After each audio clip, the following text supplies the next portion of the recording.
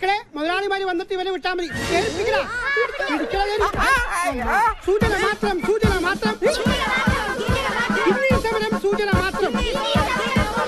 തോറ്റിട്ടില്ല, തോറ്റിട്ടില്ല, തോറ്റ ചരിത്രം കേട്ടിട്ടില്ല, തോറ്റിട്ടില്ല, തോറ്റിട്ടില്ല,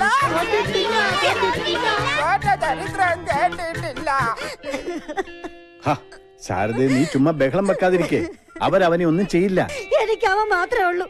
എനിക്ക് എന്റെ മോനെ ഇപ്പൊ കാണണം. ഏട്ടാ പോലീസ് സ്റ്റേഷനിൽ ഒന്ന് വിളിച്ചു പറ. പിന്നെ പോലീസ് സ്റ്റേഷനിൽ വിളിച്ചു പറയാം. മഞ്ജുകുമാറിന്റെ ലക്ഷണ തോൽവിയല്ലേ തട്ടിക്കൊണ്ട് പോയിരിക്കുന്നത്. പോലീസ് സ്റ്റേഷനിൽ വിളിച്ചു പറഞ്ഞ പിന്നെ ലാത്തി ചാർജായി, കേസായി. അത് പിന്നെ വലിയ വാർത്തയാവും. ഈ പ്രശ്നം രാഷ്ട്രീയക്കാരെ ഏറ്റെടുത്താ പിന്നെ പെട്ടെന്നൊരു പ്രശ്നപരിഹാരം ഉണ്ടാവില്ല. എന്ത് ചെയ്യണമെന്നാ ആദ്യം പറയുന്നേ? സർ, ഞാൻ അവരുമായിട്ട് നേരിട്ടൊന്ന് സംസാരിക്കാം. അപ്പോ എനിക്ക് നമ്മുടെ വർക്ക് സൈറ്റുകളൊക്കെ ഒന്ന് കാണുകയും ചെയ്യാം. എനിക്ക് തോന്നണത് സ്റ്റേഷനിലേക്ക് നേരിട്ട് വിളിച്ചു പറയണതാ നല്ലതെന്നാ.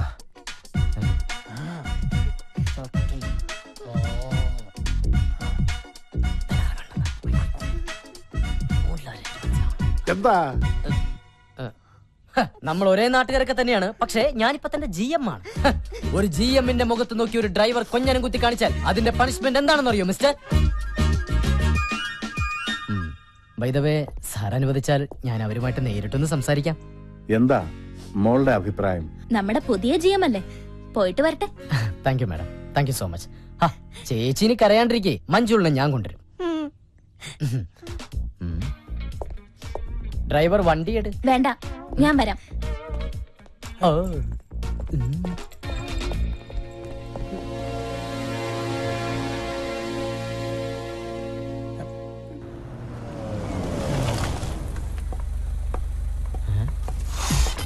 അടുത്ത പ്രാവശ്യമെങ്കിലും സമരത്തിന് വരുമ്പോ പുകയില്ലാത്ത അടുപ്പ് കൊണ്ടുവരാൻ പറയണേ. പിള്ളേരെ ഓടി കളിക്കാതെ ഇവിടെ എങ്ങനെ വന്നിരിക്കേ. ബെസ്റ്റ് പണി. ഇത് വെന്തില്ല പിള്ളേരെ, ഇത് വേവുള്ള അരിയാണ്. ഒരാളുണ്ട്, എന്തൊക്കെ ചെയ്യണം. ഇങ്ങോട്ട് വാ മക്കളെ. ഇനി സ്വന്തം മക്കള് തന്നെയാണോ? മോൻ മാമനെ ഇങ്ങനെ ഇടാ പോടാന്ന് വിളിക്കരുത്. ചിലപ്പോ ഞാൻ മാനേജരാവും. അപ്പോഴോ അനുസരണ വേണ്ടേ? കൊച്ചുകുട്ടിയല്ലേ നീ? നീ അത്ര കൊച്ചുകുട്ടിയൊന്നും അല്ലടാ. പിള്ളേര് തുടങ്ങിയല്ലോ. മോനെ അനുസരണ വേണ്ടേ? വെറുതെ നിക്കണ. കഞ്ഞി റെഡി. നമ്മളാ കഞ്ഞില് പാറ്റിടണോ മാഡം? നിങ്ങൾ ആ തൊഴിലാളികളോട് സംസാരിക്കും. അത് പറഞ്ഞത് കേട്ടില്ല. കഞ്ഞി കുടിക്കാൻ മാത്രം, സൂചന മാത്രം, സൂചന മാത്രം, സൂചന മാത്രം, സൂചന മാത്രം. എന്തു പറ്റി? ഏയ് ഒന്നുമില്ല. അതെ, ഞാൻ അവരോട് സംസാരിച്ച ശരിയാവില്ല. എങ്കിൽ കോൺട്രാക്ടറോട് സംസാരിക്കാം. വണ്ടി എടുക്കും. അല്ല, പണി കിട്ടും. സമരക്കാരുടെ ശ്രദ്ധയ്ക്ക് ഈ കുഞ്ഞിനെ കൂടെ കുളിപ്പിച്ചു കഴിഞ്ഞാൽ ഉടനെ കഞ്ഞി വിളമ്പുന്നതായിരിക്കും. അടങ്ങി നെല്ലി മോനെ. ഇറങ്ങണം മാനേജർ. അതാണ് പരുക്ക് പറ്റിയ ആൾക്ക് 5 പൈസ കൊടുക്കില്ലെന്ന് പറയുന്ന കോൺട്രാക്ടർ. അതെ, ഞാൻ സംസാരിച്ച പ്രശ്നമാവും. എന്ത് പ്രശ്നം? സമരം ചർച്ച ചെയ്ത് പരിഹരിക്കാന്ന് പറഞ്ഞില്ലേ ഇങ്ങോട്ട് വന്നത്? ഞാൻ അയാളെ ഇങ്ങോട്ട് പറഞ്ഞു വിടാം. അതെ, ഞാൻ സത്യം പറയാം. പോയോ?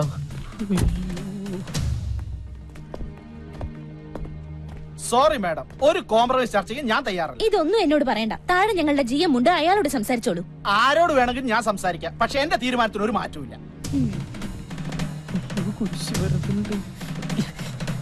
അപ്പം പറഞ്ഞതങ്ങനെ കേട്ടാ മതി. കിടന്ന്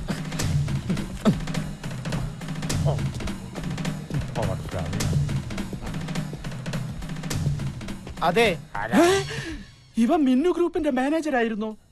അപ്പോ അന്ന് പണിയിലെ കൃത്രിമം കണ്ടുപിടിക്കാൻ വേഷം മാറി വന്നതായിരുന്നു അല്ലേ സാർ? അന്ന് എനിക്ക് ആളെ അറിയില്ലായിരുന്നു.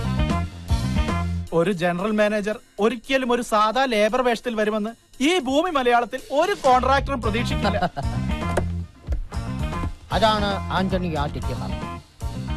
സാർ, സിമെന്റിലൊന്നും ഒരു കുറവ് വരുത്തിയിട്ടില്ല. പിന്നെന്തിനാണ് താൻ കുറവ് വരുത്തിയിട്ടുള്ളത്? അത് മണലിന്റെ ഡിമാൻഡ് കാരണം ചെറിയൊരളവിൽ പൊടിമണ്ണ് ചേർക്കേണ്ടി വന്നിട്ടുണ്ട്. സാർ, അത് മേഡത്തിന്റെ അടുത്ത് കംപ്ലൈന്റ് ചെയ്യരുത്. മേഡത്തിന്റെ സ്വഭാവം സാറിന് അറിയാലോ. അതിലും മോശമാണ് എന്റെ സ്വഭാവം. സാറിനറിയാലോ തൊഴിലാളിക്ക് എങ്ങനെയാണ് അപകടം സംഭവിച്ചതെന്ന്. അറിയാം, എല്ലാം എനിക്കറിയാം. തന്റെ ഓരോ നീക്കങ്ങളും കെട്ടിടത്തിന്റെ മുകളിൽ നിന്ന് ഞാൻ വാച്ച് ചെയ്തുകൊണ്ടിരിക്കുകയാണ്. അന്ന് ഞാൻ അങ്ങനെ ചെയ്തില്ലായിരുന്നെങ്കിൽ സിമന്റിലും മണലിലും കൃത്രിമം കാണിച്ച് താൻ ഈ ഫ്ളാറ്റിന്റെ പണി തീർത്തേനെ. പക്ഷെ അങ്ങനെ തീർത്തിരുന്നെങ്കിൽ ഇവിടെ താമസിക്കേണ്ടിയിരുന്നവരുടെ പണിയും താൻ തീർത്തേനെ. ഒരുപാട് പേരുടെ ജീവൻ രക്ഷിക്കാൻ എനിക്കെന്ന് അങ്ങനെയൊക്കെ കാട്ടിക്കൂട്ടേണ്ടി വന്നു. സാർ, ഒന്ന് മിന്നുമേട് അറിയരുത്. തൊഴിലാളിക്കുള്ള നഷ്ടപരിഹാരം മുഴുവനും ഞാൻ കൊടുത്തോളാം. സമരം ഇപ്പൊ തന്നെ അവസാനിപ്പിച്ചേക്കാം. അതെ സാർ. കൈ പിൻവലിക്കൂ. ഇത് താനെന്ന് തന്നെ തെറി വിളിച്ചതിനും പിടിച്ച് തല്ലിയതിനും, ഇത് സിമന്റിലും മണലിലും കൃത്രിമം കാണിച്ചതിന്. ഇതെന്തിനാണ് സാർ? ഇത് താൻ ഇനി കൃത്രിമം കാണിക്കാതെ ഉണ്ടോ സാർ? തൽക്കാലത്തേക്കില്ല. ഇനി ഈ സ്ഥാപനത്തിന്റെ ഭാഗത്ത് നിന്ന് 5ന്റെ ചില്ലിക്കാശ് തനിക്ക് കിട്ടില്ല. മനസ്സിലായോ? വേണ്ട സാർ, എല്ലാം ഞാൻ ഏറ്റു. സാർ വണ്ടിയിലേക്ക് കയറിയാട്ടെ. ഓക്കെ, മാഡത്തിന് ഡോർ തുറന്നു കൊടുക്കൂ. സാർ കണ്ണട. സോറി, കയറിക്കോളൂ മാഡം. ഉപ്പ് എല്ലാം അതിലുണ്ട് കേട്ടോ. ആവശ്യമുള്ളവരെ ഉപ്പെടുത്തിടണേ. അയ്യോ, ഇത് നമ്മുടെ വീട്ടിലെ വണ്ടിയാണല്ലോ. ഡ്രൈവർ വണ്ടി എടുത്തു. ഒരു കാര്യം പറഞ്ഞോണ്ട് ഞാനിവിടെ ഒരു വല്ലാത്ത അവസ്ഥയിലാണ്. നിർത്താൻ.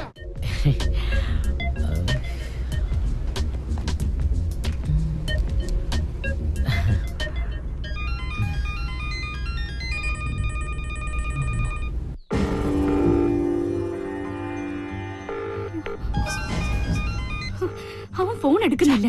എന്താ ഫോൺ എടുക്കാത്തെന്ന് ചോദിക്കേ. അവനെന്തുവാ പറഞ്ഞേ? ഫോൺ റിങ് ചെയ്യുന്നുണ്ട്, പക്ഷെ ആദ്യം ഫോൺ എടുക്കുന്നില്ല. അപ്പോ നമ്മൾ ഊഹിച്ചത് ശരിയാ. ഇപ്പോ സംസാരിക്കാൻ പോലും ശേഷി ഉണ്ടാവില്ല. സ്കാനിംഗ് റിപ്പോർട്ട് വാങ്ങിച്ച് ഡോക്ടറെ കാണാൻ വന്നപ്പോഴാ ഞങ്ങൾ കണ്ടത്. എന്തായാലും ഒരാൾ വെറുതെ വന്ന് സ്കാൻ ചെയ്യില്ല. അന്വേഷിച്ചപ്പോ ഓൾ ബോഡി സ്കാനിങ്ങാ. അയ്യോ, ലക്ഷ്മിയെ കരയിപ്പിക്കാൻ വേണ്ടി പറഞ്ഞതല്ല. അറിഞ്ഞപ്പോ പറയാതിരിക്കാൻ കഴിയില്ല. അതുകൊണ്ടാ ഹോസ്പിറ്റലിൽ നിന്ന് ഡിസ്ചാർജ് ചെയ്തപ്പോ നേരെ ഇങ്ങോട്ട് പോകുന്നത്. ഇനിയിപ്പോ എന്താ വേണ്ടതെന്ന് വെച്ചാൽ ആലോചിച്ച് തീരുമാനിക്കുക.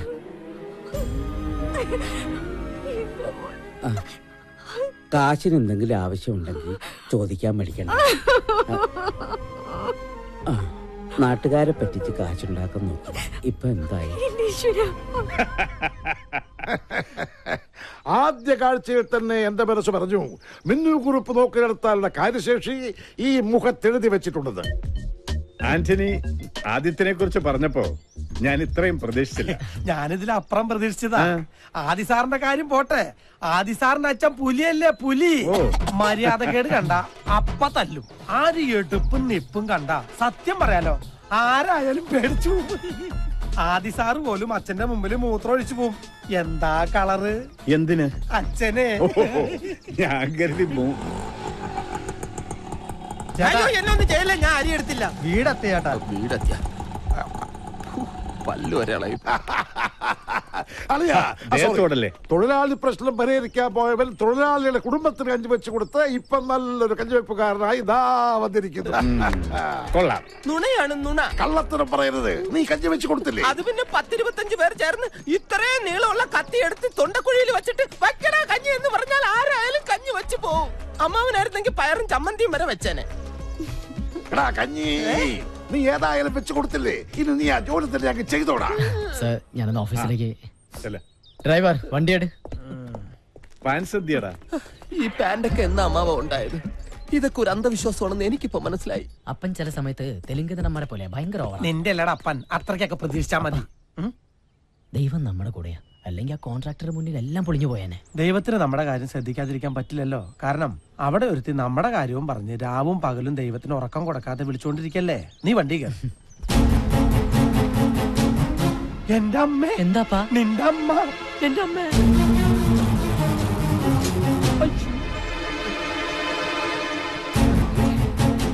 കർത്താവേ, എല്ലാ കണക്കൂട്ടലും തെറ്റാൻ പോവാണല്ലോ. മോനെ, നിനക്ക് എന്താ പറ്റിയത്? അമ്മ, നമ്മുടെ മോൻ എന്താ അസുഖം? എനിക്കൊരു അസുഖമില്ല. ലക്ഷ്മി, നീ എന്തിനാ ഇങ്ങോട്ട് വന്നേ? അച്ഛനും മോനും കൂടി ഇനി എന്റെ മുമ്പിൽ ഒന്നും ഒളിച്ചു വെക്കണ്ട. എല്ലാം ചെറിയച്ഛൻ പറഞ്ഞു. അയ്യോ, ചെറിയച്ഛൻ കണ്ടു എന്നുള്ളത് ശരിയാ, പക്ഷെ എനിക്കൊരു അസുഖമില്ല. എല്ലാം ഇവിടെ പിടിച്ചേക്കാൻ വേണ്ടിയാ. അപ്പൊ ഒന്ന് പറ ലക്ഷ്മി. എല്ലാ കാര്യങ്ങളും വിശദമായിട്ട് പറയാം. ഇപ്പൊ തൽക്കാലം നിങ്ങൾ പോ.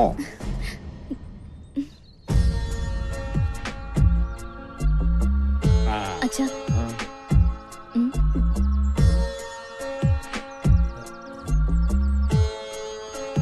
ആന്റണി അതാരാ?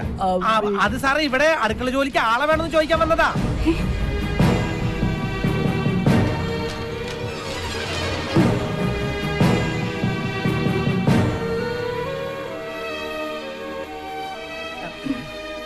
പറഞ്ഞൂലോ ഇവിടെ ആളാവശ്യമില്ലെന്ന്. പോയിക്കോളൂ.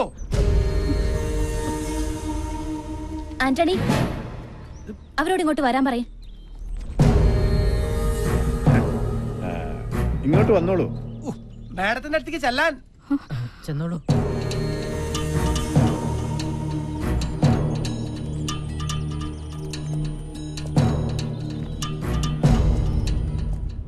ഇവരെ നിങ്ങൾക്ക് മുമ്പ് പരിചയമുണ്ടോ?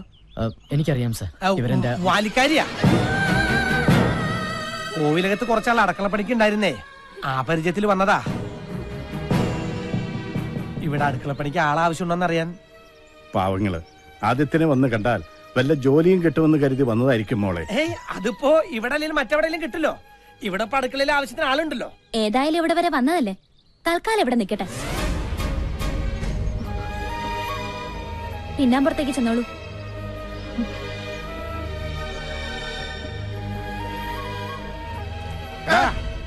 ഈ ജന്തു ഏതാ? അത് ഇവരൊരു ബന്ധുവാ. അല്ല, എന്റെ മോനാ. എനിക്കിപ്പോ ഈ ഭൂമിയിൽ ഇവൻ മാത്രമേ ഉള്ളൂ.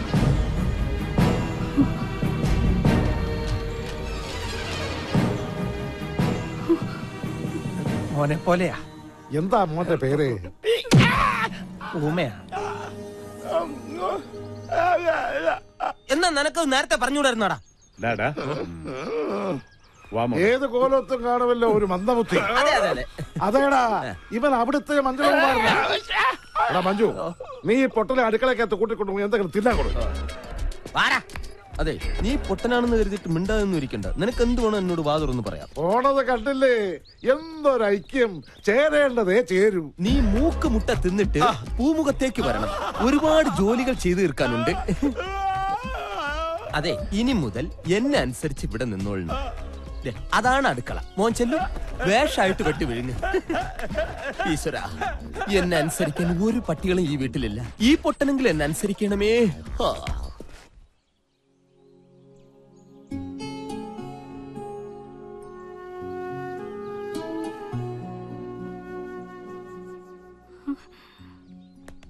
എന്തോ ആലോചിച്ചോണ്ട് നിക്കുവാ. അതെ, ഈ പാത്രങ്ങളൊക്കെ ഒന്ന് കഴുകി വെച്ചു എന്ന് വിചാരിച്ചേ കയ്യിലെ വളയൊന്നും ഊരി പോകത്തില്ല. അയ്യടാ, വന്നിരിക്കുന്നു.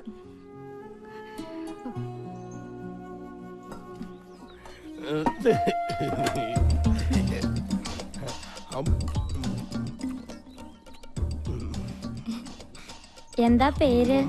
അവൻ പൊട്ടനാ. അയ്യേ, പൊട്ടനാ? എന്തത്? ആനൂട്ടോ? ലക്ഷ്മി ചേട്ടാ,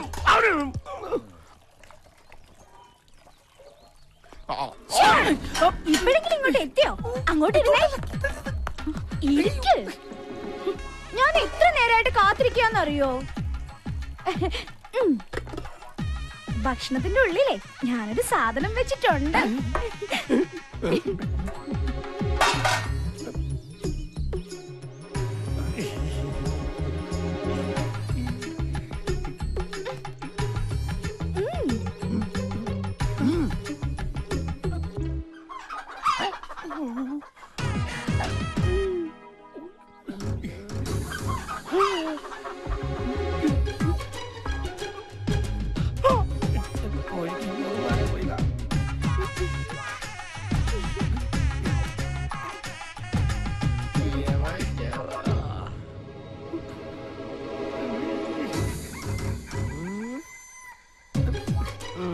ഇതിനാരാടിരിക്കുക? ഒന്നും പറയണ്ട, ഇവിടെ ഇരുന്ന് എല്ലാം കഴിച്ചിട്ട് പോയാ മതി. ദേ, 2 ദിവസമായിട്ടേ ഭക്ഷണം തീരെ കഴിക്കണില്ല.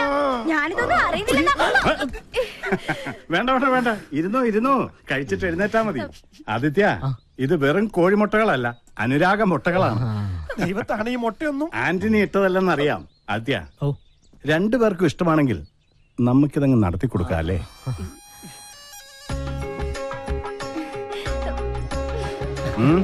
കൊടുക്കണം. കൊടുക്കുന്നുണ്ട്.